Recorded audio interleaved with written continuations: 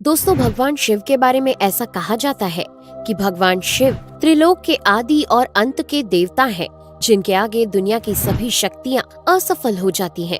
लेकिन क्या आपको मालूम है आखिर भगवान शिव का जन्म कैसे हुआ था? उनकी माता कौन थी और उनके पिता का क्या नाम था? उन्होंने किससे अपनी शिक्षा प्राप्त की थी और किस किस को शिक्षा का दान दिया था? अगर नहीं तो चलिए, क्योंकि इस वीडियो के माध्यम से हम आपके इन्हीं सभी सवालों का जवाब देने वाले हैं, इसलिए प्लीज इसे स्किप किए बिना एंड तक जरूर देखना। दोस्तों, आज सबसे पहले भगवान शिव के जन्म से जुड़ी पहली कहानी यानी शिव पुराण की एक लोकप्रिय कथा के बारे में बताने वाले हैं। शिव पुराण के अनुसार भगवान शिव को स्वयंभू माना जाता है, जिसका मतलब होता है कि भगवान शिव का जन्म स्वयं ही हुआ था। यानी कि इससे एक बात तो साफ हो जाती है कि ना ही भगवान शिव की कोई माता है और ना ही उनके कोई पिता हैं। इसी कारण से भगवान शिव पंच तत्वों से भी परे हैं, जिस कारण से इन्हें मृत्यु का भी कोई भय नहीं है और इनकी मृत्यु कभी नहीं हो सकती। पर अब बात करते हैं विष्णु पुराण में बताई गई भगवान शिव के जन्म से जुड़ी हुई एक और कहानी के बारे में। विष्णु पुराण में बताया गया है कि भगवान विष्णु के माथे से निकलने वाले तेज के कारण भगवान शिव की उत्पत्ति हुई थी और उनके नाभि से निकलते हुए तेज से कमल पर विराजमान ब्रह्मा जी का जन्म हुआ था। मगर दूसरी ओर भगवान विष्णु के जन्म के बारे में शिव पुराण में बताया गया है कि एक बार की बात है जब भगवान शिव अपने घुटने मल रहे थे और उनके घुटनों से निकलने वाले मैल से भगवान श्री विष्णु जी का जन्म हुआ था। पर अगर ऐसा हुआ है तो विष्णु पुराण और शिव पुराण एक दूसरे से बिल्कुल अलग हैं। इस कथा के अलावा भगवान शिव के जन्म की एक और पौराणिक कथा काफी ज्यादा पॉपुलर है, जिसे शायद आपने बड़े बुजुर्गों से सुना होगा। पर अगर नहीं सुना तो आपकी जानकारी के लिए बता दें कि एक बार की बात है जब भगवान विष्णु और परम ब्रह्मा जी के बीच इस बात पर बहस छिड़ गई थी कि आखिर इस संसार में सबसे महान कौन है। और जब भगवान विष्णु और भगवान ब्रह्मा इस बात को लेकर बहस कर रहे थे तो एक जलते हुए खम्बे के रूप में महादेव उनके बीच आए थे। दोस्तों, वो दोनों इस रहस्य को नहीं समझ पाए और तभी अचानक से एक आवाज आई जिसने कहा कि जो भी इस खम्बे का छोर ढूंढ लेगा वही सबसे महान कहलाएगा। ऐसा सुनते ही ब्रह्मा जी ने एक पक्षी का रूप लिया और खम्बे का ऊपरी हिस्सा ढूंढने निकल गए। वहीं विष्णु जी ने वराह का रूप धारण किया और खम्बे का अंत ढूंढने निकल गए। बहुत देर तक खोजने के बाद भी दोनों में से किसी को भी खम्बे का छोर नहीं मिला और दोनों हार मानकर वापस आ गए। जिसके बाद भगवान शिव अपने असली रूप में आए और फिर भगवान विष्णु और ब्रह्मा जी ने ये मान लिया कि महादेव ही सबसे महान और शक्तिशाली हैं। इनसे बड़ी शक्ति इस दुनिया में कोई नहीं है। इसके साथ ही शिव पुराण में बताया गया खम्बा इस बात को दर्शाता है कि ना ही भगवान शिव जन्मे थे और ना ही उनका कोई अंत है। और एक कारण तो यही है कि भगवान शिव को स्वयंभू कहा जाता है, यानी भगवान शिव का अंत है ही नहीं, वे अमर हैं। अब हम बात करते हैं भगवान शिव से जुड़े एक ऐसे विषय के बारे में जो सबसे ज्यादा प्रसिद्ध है कि क्या भगवान ब्रह्मा भगवान शिव के पिता हैं? जी हाँ, इनकी ये कहानी लोगों के बीच काफी प्रसिद्ध है। तो आपको बता दें कि आखिर किस प्रकार भगवान शिव ने ब्रह्मा पुत्र के रूप में जन्म लिया था। इसके पीछे विष्णु पुराण की एक पौराणिक कथा है, जिसके अनुसार जब धरती, आकाश, पाताल या कहें पूरा यूनिवर्स जलमग्न यानी पानी में डूबा हुआ था, तब भगवान विष्णु के अलावा कोई भी देव या प्राणी इस संसार में नहीं था। तब केवल विष्णु ही जल सतह पर अपने शेष नाग पर लेटे हुए नजर आ रहे थे। जिसके बाद उनकी नाभि से कमल की डंडी पर ब्रह्मा जी प्रकट हुए और जब भगवान ब्रह्मा और भगवान विष्णु इस यूनिवर्स से संबंधित बातें कर रहे थे तब भगवान शिव प्रकट हुए, जिसके बाद ब्रह्मा ने उन्हें पहचानने से इनकार कर दिया। इस कारण से भगवान शिव रूठ गए और उनके रूठ जाने के कारण भगवान विष्णु ने उन्हें दिव्य दृष्टि प्रदान कर ब्रह्मा जी को भगवान शिव की याद दिलाई।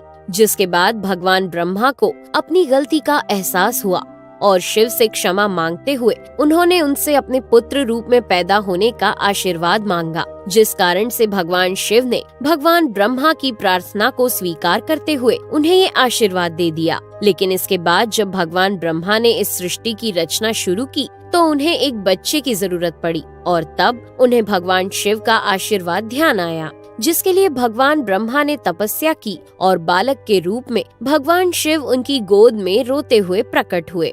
आपको बता दें कि ये भगवान शिव का एकमात्र बाल रूप है।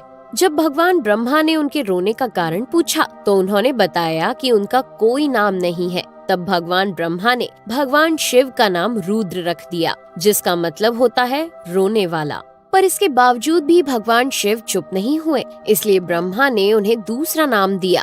पर शिव को वो नाम भी पसंद नहीं आया और फिर भी वे चुप नहीं हुए।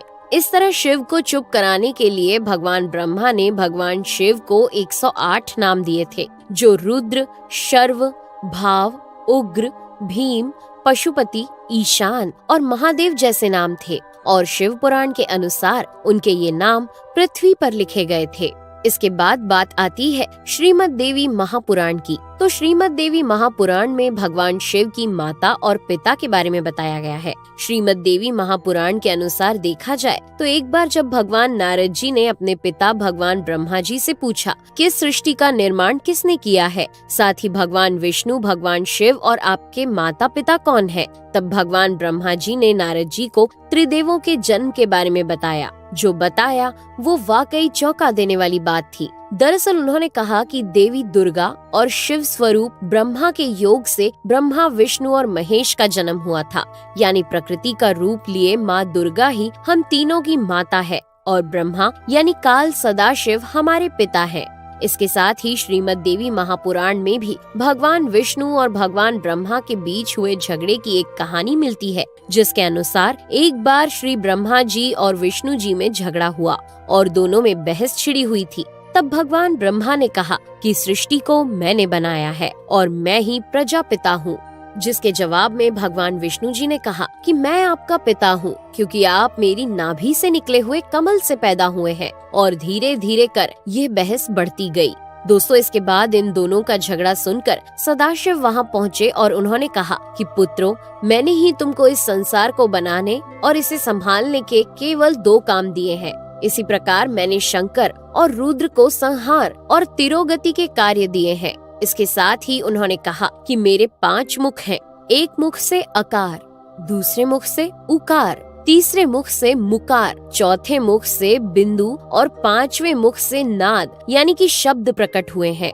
उन्हीं 5 को एक साथ मिलाकर देखा जाए तो एक अक्षर ओम बनता है, जिसे आज हम सभी भगवान शिव के मूल मंत्र के रूप से जानते हैं। इतना कहने के बाद भगवान ब्रह्मा और विष्णु दोनों ही समझ गए कि भगवान शिव से ज्यादा शक्तिशाली इस दुनिया में कुछ भी नहीं है और दोनों ने भगवान शिव को प्रणाम किया और चले गए। चलिए दोस्तों, अब जब आप भगवान शिव के बारे में इतना तो जान ही चुके हैं, तो क्या आपको पता है कि आखिर भगवान शिव ने किससे शिक्षा प्राप्त की थी और उनके गुरु कौन थे?